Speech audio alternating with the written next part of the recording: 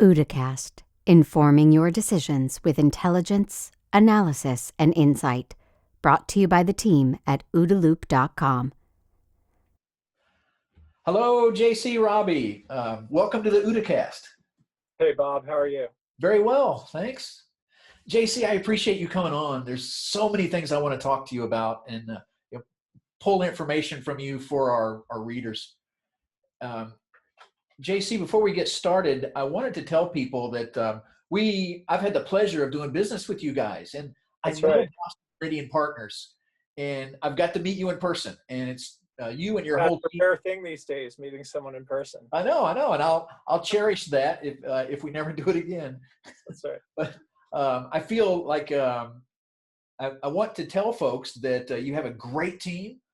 Everybody's high energy and focused on this community of business and cybersecurity. Among the things we've done together, we've also done events. You and I have spoken on panels together. We did a joint event prior to RSA. And of course, I would describe those, Bob, as me being there, but listening mostly to what you have to say. I always learn something very deep and impactful at these whenever we get a chance to get together. Well, thanks. You're too kind. And of course, our CEO, Matt DeVoe, and you go way back, and you helped with the transaction. So that's right. We had the pleasure of helping Matt's penetration testing, red team. I'd say red team even to distinguish it above your typical pen testing. Fusion X, which we helped him sell to Accenture, and then helped him while he was Accenture continue to map out the space and otherwise. Yeah. So JC, my feeling is that almost anybody who is a OODA Loop reader or a listener or watcher of the podcast will have heard of Boston Merdian Partners, but maybe some haven't. So I hope this whole OODAcast will be a way of introducing you and Boston Merdian to a wider swath of the community. So would you start by telling us, what is Boston Merdian Partners? Sure, absolutely. I should note I'm calling you from San Francisco, so it's or the San Francisco area. So I think the first misnomer is everybody thinks we're just in Boston. It's just no, we're even in Virginia. We're in. So I'll start with just the bless you, the high level demographics. We're in Virginia, Boston, San Francisco, but about 35-40% of our deal flow is international. So, just close things in Sydney all the way to Netherlands, Europe, the UK, and otherwise. What we are is a group of guys who all worked at tech companies, but also have the overlay of working at technology-based investment banks. And we do four principal things: buy-side and sell-side advisory, which means, so on the sell side, you have an innovative company, mostly in infrastructure and security, where you want to understand how to position that and ultimately transact with a strategic buyer in the space. And we've worked with all the strategic buyers, the Cisco's, Accentures, Amazons, IBMs, to help you, effective sale to them. On the buy side, some of the largest private equity firms or strategics have engaged us to help them when they have a particular area that they believe they want to be transactional in. We have a very deep depth of understanding in the infrastructure and cybersecurity space to be able to triangulate exactly what they're looking for and help them transact. And then we also do capital raising, which is to say, if you're an interesting company like Secure Code Warrior or Reversing Labs or some other businesses where you might be sub 10 million but growing very quickly in ARR.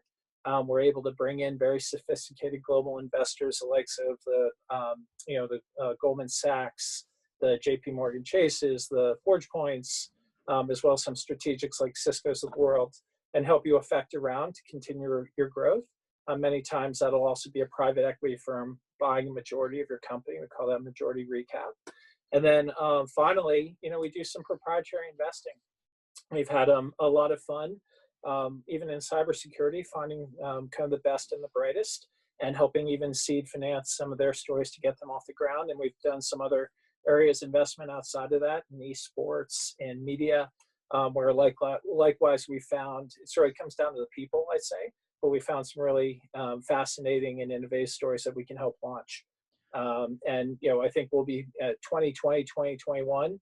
We're really taking all this accumulated knowledge we have of infrastructure and cybersecurity world and really going to spend much more time on these sort of these smaller single investments and helping bring others in to share our knowledge in that space. So exciting times, and love the space. I was a bit of a technocrat growing up.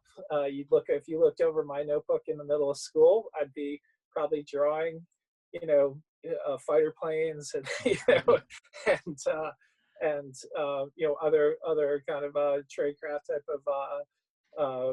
type of vehicles and military vehicles, things like that. And this was as a vocation now, having come from finance, where it really doesn't necessarily play into areas where my interests lie from a either historical perspective, perspective where we could have where I could continue to learn and around these type of national security issues. This is really kind of the closest thing that I could do. So JC, so that's Boston Merdian Partners, and but would you tell us more about your founding story? You mentioned everybody there's really been operators, and what about you personally? What's your background? Sure. Yeah, no, I had left college, went right to Wall Street in the corporate analyst programs, jumped over to technology really when the Netscape IPO happened back in 1995, and then joined a very tech-focused investment bank called Montgomery Securities. That was sold. The founder started a firm called Thomas Weiser Partners. I ran their East Coast or their Northeast business for them on the corporate finance side.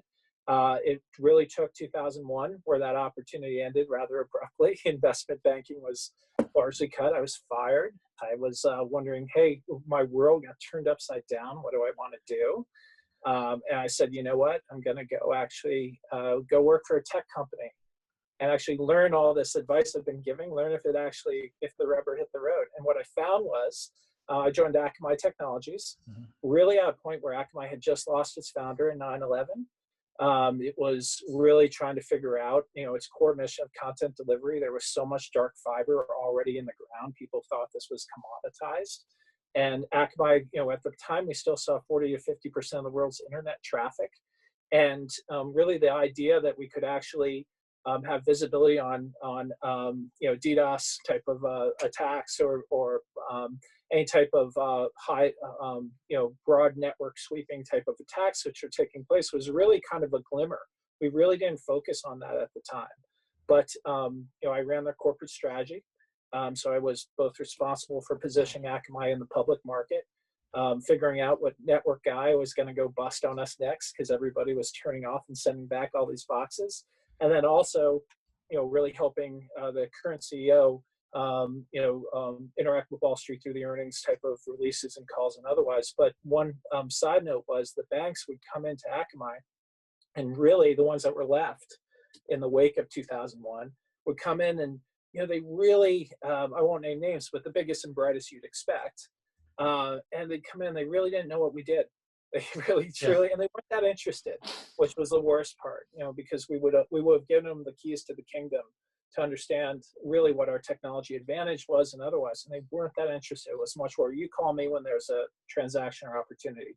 So sitting there, I realized that, with 3,000 companies and the NASDAQ not being covered, and my career as an M&A banker, I realized there was really this, this opportunity, a very entrepreneurial opportunity to start a firm like Boston Merdian. So that's what I did. I joined some of my team back from Montgomery, and we launched Boston Merdian Partners 2004. We've done about $6.5 billion since then, and had success I could have never dreamed at that moment sitting in Cambridge, Massachusetts.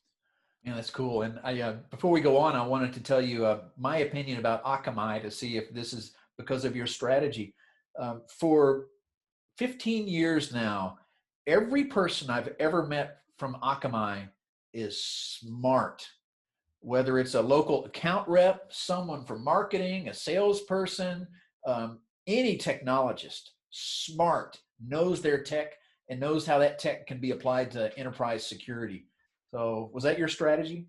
Well, I can tell you, I was one of the dumb ones around that. No, I don't think so. It's sitting in the shadow of DARPA. There's enormous crossover between MIT and, given Tom Layton's, still probably, I believe he still is part of the faculty there. But the sophistication of the challenge that they're tackling, which still comes down to that initial algorithm that Danny Lewin, helped create, the person that passed in 9/11. It's so fundamental when really the shit hits the fan, for lack of a better phrase, to making sure that continuity continues. And really now, particularly as we're thinking about remote access, some of these challenges that are in the COVID world are presenting themselves. I think Akamai is really well positioned to continue to be successful. But that really underscored really why Boston Merdian has a role today, because really sitting there, the books that would kind of come in, through either my group or a gentleman by the name of Robert Wood, his group on corporate development, were these banker books that really had no application of what we did. And so the ideas were very generic. They weren't well thought out. I could not bring them to our CTO, who was an extremely smart individual, and say, is this strategic for us? Because it was just, they weren't even in the strikes or in the arena. So when I started Boston Merdian with my partners, we really focused on how do we matter in every conversation we have with either a company that is interested in how do I get this next level of financing or sell myself, or particularly with a GM or a business development head inside a major OEM like the Ciscos of the world. How do I really make sure to add value in that conversation through knowledge and action?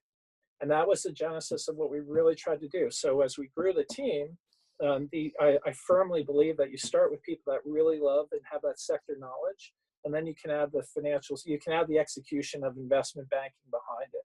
So one of our close associates ran enterprise security for CA, another one for BMC, did a lot of work inside of product strategy at BMC. Another one ran corporate development for EMC RSA. Then became an operator who sold his company to a large private equity firm. I love people that love the space, have an interest. They're going to keep themselves up at night reading about the space. They find it, extremely fascinating.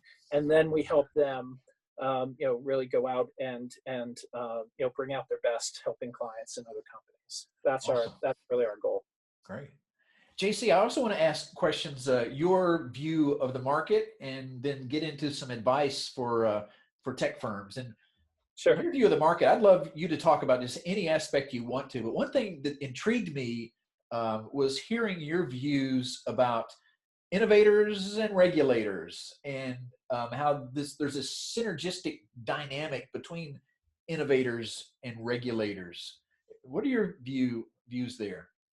Yeah, they're inevitably drawn together. The synergies are tougher, just insofar as innovation from a high level innovation, everything we feel from Silicon Valley, where I'm based outside of, and on a global basis of innovation, really doesn't give much consideration towards regulation. It sort of is, it's first to market. That's a business advantage. Everything from an infrastructure perspective that you see happening around us, the containerization, the ability to kind of drop a business idea onto a serverless infrastructure and deploy, all of that rushes to the forefront, because that's actually how companies accrue business value today, is that rapid development, deployment of business applications out to customers, and very oftentimes leave things like security, leave things like privacy at the back end.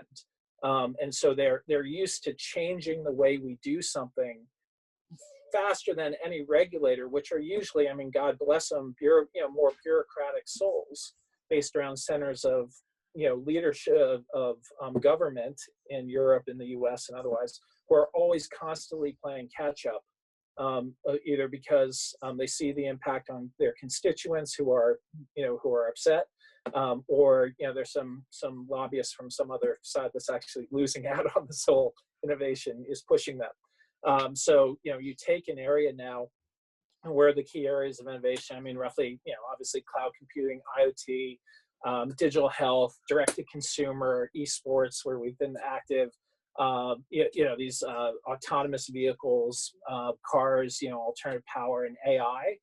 All of these are really pushing the boundaries every single day of innovation, and capital is just flying in, and everybody wants to ride that charge. but they have very profound, they have very profound effects when you think of it on the populace.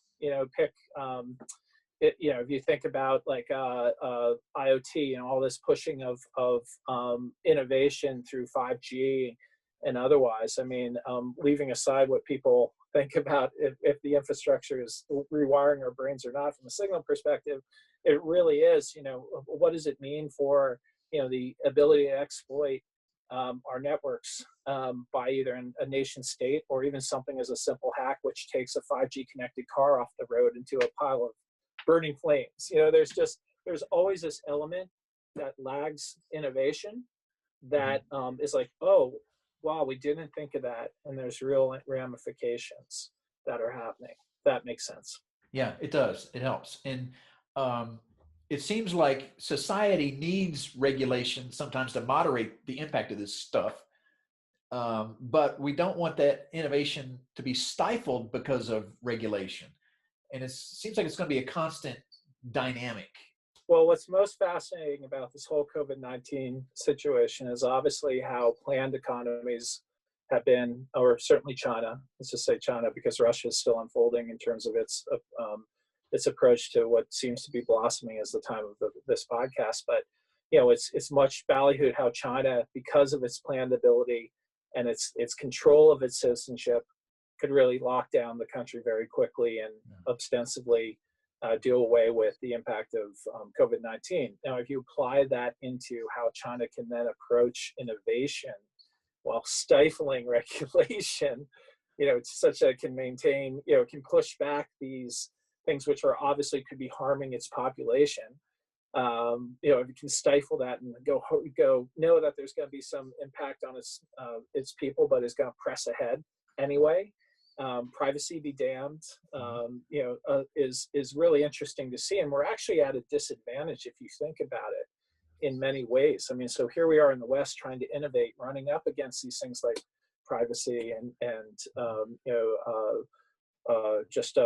some of the different social costs. Just Facebook, pushing out and what's the social cost for kids on screens or interactions and propaganda directed at us. All these things that in a planned economy, they don't necessarily have to control because they control the internet. They can keep propaganda out. They can keep kind of pressing down on this innovation. It's something I spent a lot of time trying to think about and understand how we as the West, with all our flourishing ideas, can still stay on top. Yeah, and I appreciate you thinking about that. And I know there's a lot more work needs to be done there because there is a lot of tension. And we don't want to give up our privacy, but we want the benefits of innovation. That's right. And also, the pandemic has caused a lot of changes, and I want to ask your views about that. But one may be in regulation. When people realize that the Food and Drug Administration seems to exist to say no to everything. They are the anti-innovators, and they do it out of, I guess, extreme caution. They don't want to contribute to any harm being done. But because of the Food and Drug Administration, telemedicine was just stifled. You had some very narrow stovepipes. You could talk to a particular doctor a particular way. Well, now a pandemic hits and that regulation goes away, and we're able to have common sense use of telemedicine. And that's one of 1,000 examples. They were also stifling a sensor in the Apple Watch because they didn't want people self-diagnosing, heart ailments. Well, we had the pandemic and all of us learned Food and Drug Administration's doing this stuff. And I feel like, damn it, that's not what we want you doing. It's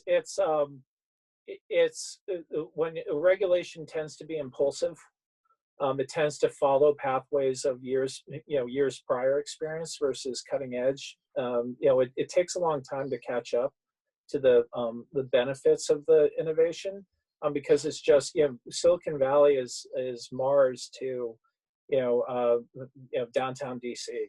And then you bring in the pressure of lobbyists and others that are representing kind of the old line, who are have the deepest pocketbooks and the most established way. And that plays a factor too. Yeah. It's for everybody that's innovating, there's someone that's getting cut out that might just have someone sitting on K Street. But I agree with you. This is, we've seen, when the social need is great enough, and the impact is necessary, we've seen the regulation kind of ease up a little bit, Yeah. for sure. I've seen, because I'm in the cybersecurity domain and I've done a lot of cybersecurity assessments, I've seen so many things that are not coming to light yet. And for example, the regulations of Food and Drug Administration on how these major drug and pharmaceutical companies have to configure their servers. Yeah. It's so ridiculous and constraining. These drug companies have a hard time leveraging the cloud like everybody else is. That's It's right. cheaper for them to own their own piece of hardware and stick it in a closet somewhere. And Right, which so will I be just, the holdout for the rest of the world. It's so we're active in that space. As in, we're infrastructure. You know, we work with clients that are doing a lot of the migrations of EDR systems to the to the cloud for on behalf of working as close partners with Google, Microsoft, and certainly Amazon to be the back end of that cloud hosting.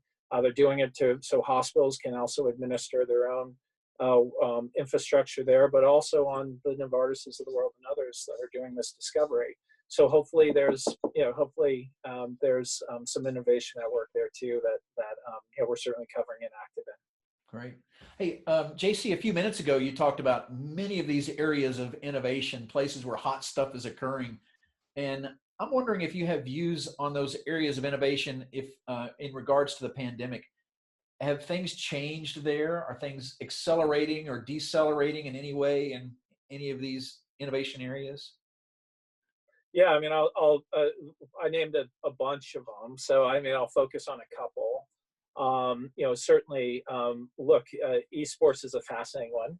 Yeah. Before, the perception was that, esports, that's not really sport, and these kids are kind of sitting around, getting unhealthy. You dial that in today where the audience is multiple times larger than pick your sporting event. F1, the Super Bowl, a single title, so an Activision title or Ubisoft title, like a Call of Duty, will have magnitude of people watching it on a global basis. And really, what COVID-19 did was actually gave authenticity to the actual platform, because the NFL, F1, all these people are now, the only way they can actually stay engaged with their audience is through actually having their stars sit there and compete driving a car on, in esports and playing with fans and otherwise. That's one bizarre little wrinkle that really blew up a space. Yeah. Certainly, keeping it back to infrastructure, for example, the acceleration for cloud, but particularly focused around remote access. Really, VPNs were sort of like a backwater, as we know, of kind of commoditized offerings. Well, now it's more important than anything when your employee base is now distributed. Where does the spending go? It's going to really go around securing that type of access versus the traditional physical infrastructure internally, the insider threat. It's really the distributed threat now. And so everything around that, and then the ability to accelerate, if you're going to bring these new applications online, much more accelerating the demand that's going to be around shaping, new cloud infrastructure around that.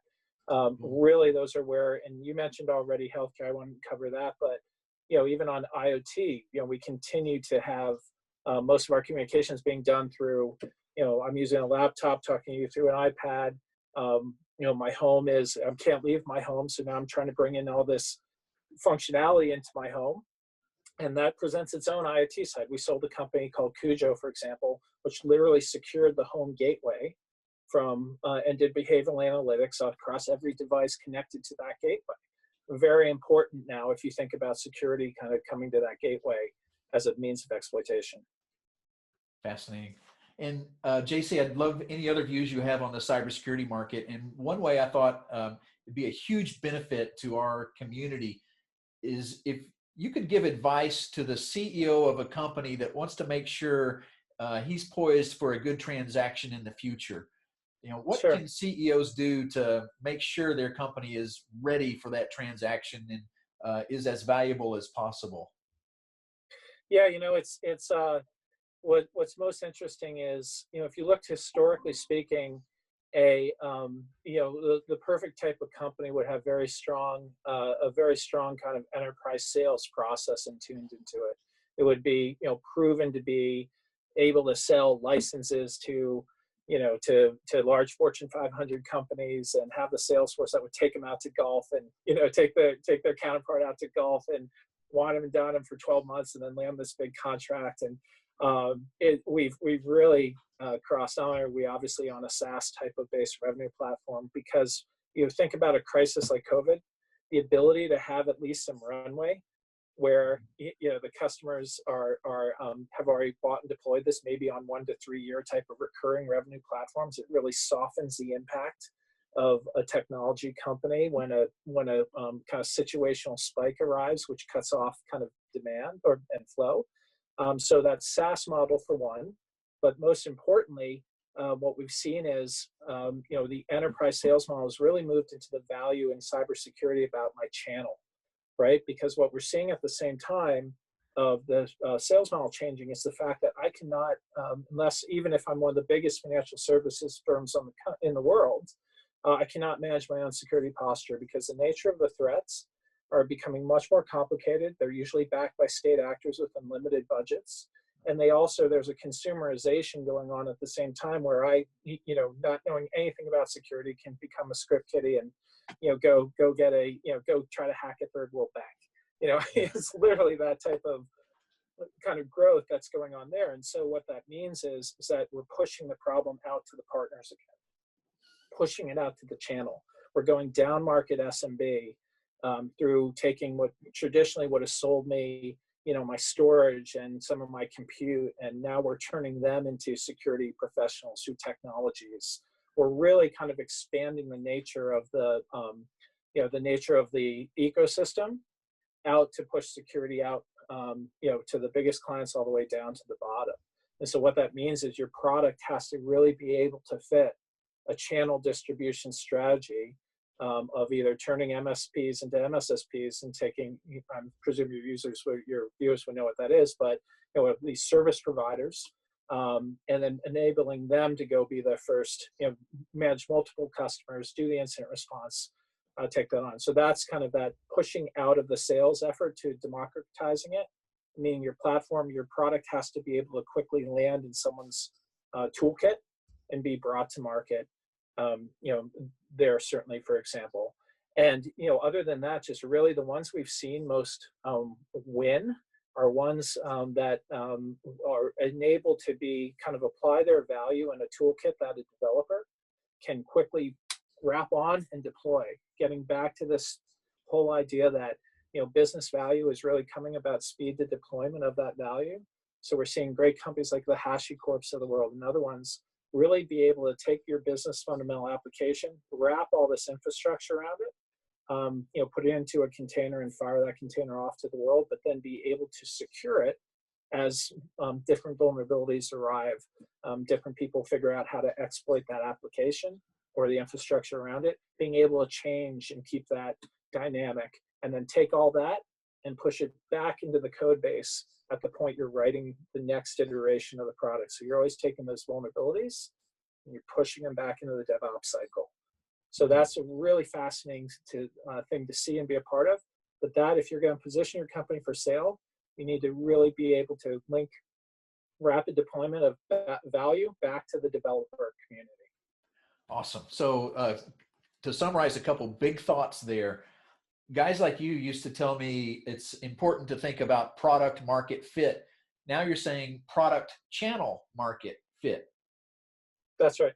And when it comes to the code base, it needs to be like a platform that's continually securely improved, both security and functionality of that program.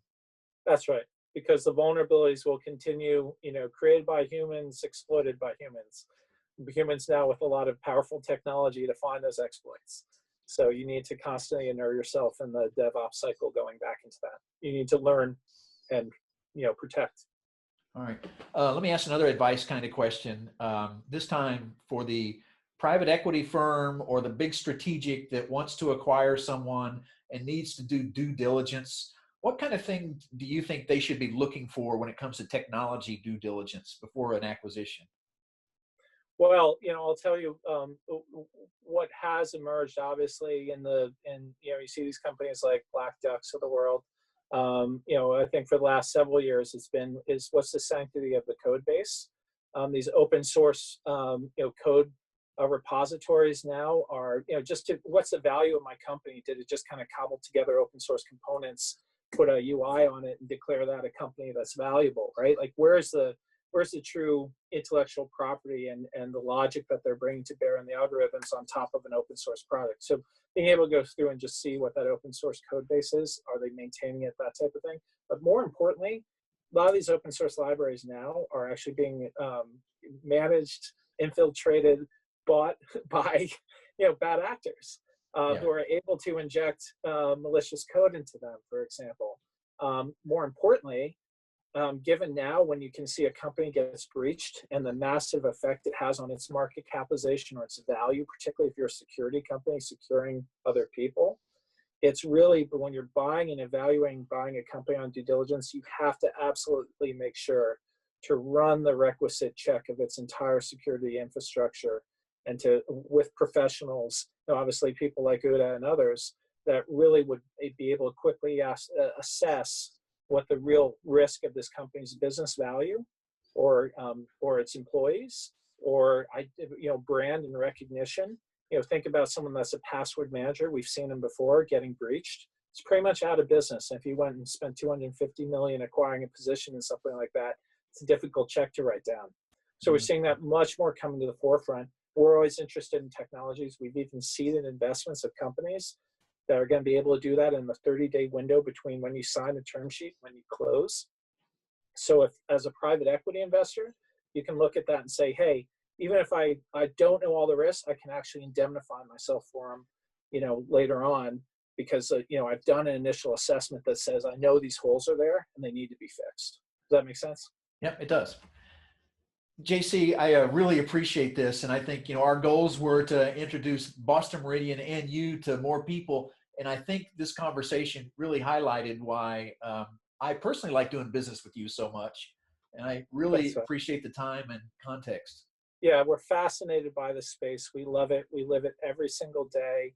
We'll talk to any company with an interesting idea, share our knowledge of it. We believe in the community aspect of this, that, the better we can get technologies to market, which can keep us on the front end against the adversaries we're really interested in helping out on. Cool. Well, thanks, JC. Great. Give my best to Matt as well. Okay. Thanks for listening to this OODA Loop production. For the latest analysis on cybersecurity, technology, and global risks, please visit www.oodaloop.com.